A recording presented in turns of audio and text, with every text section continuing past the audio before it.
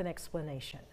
Yes, Tina and Andrew. So over the past few high tide cycles at Fort Pulaski, we began noticing elevated tides starting yesterday evening, prompting the issuance of a coastal flood advisory. So that advisory remained in effect through this morning as those tide levels continue to exceed the minor flood stage. But we now have another advisory starting at 8 p.m. tonight through midnight for the next high tide we are expecting tonight. So along with these elevated tides, there are also other coastal concerns like a high risk of rip currents, high surf, and breezy conditions with gusts up to 25 miles per hour were all observed. So what caused this pattern? While we did have a full moon on Sunday, it did have minimal influence this time. The main drivers were a strong high pressure system to our north and a stalled cold front to our south. So this setup created persistent northeasterly winds across the coastal empire and low country, and that impacted our coastline.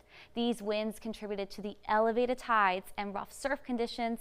So looking ahead, these tides are expected to return to normal by tomorrow evening, but we're still closely monitoring conditions tonight and then tomorrow morning. So tonight's high tide at Fort Pulaski is going to be at 10 p.m. We're still seeing those breezy conditions across the region. So we are expecting water levels to exceed the minor flood stage at 9.6 feet. So the same is going to be likely for tomorrow morning's high tide as well.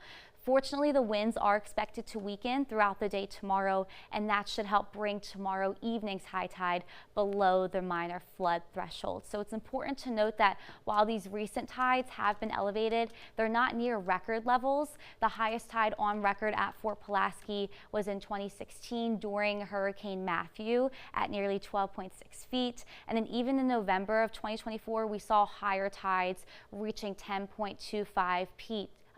Where there was no tropical disturbance. So we're just keeping a close eye on tonight and tomorrow morning's high tides, both expected to remain just above minor flood levels with improving conditions and diminishing winds. The tides should return to normal by tomorrow evening.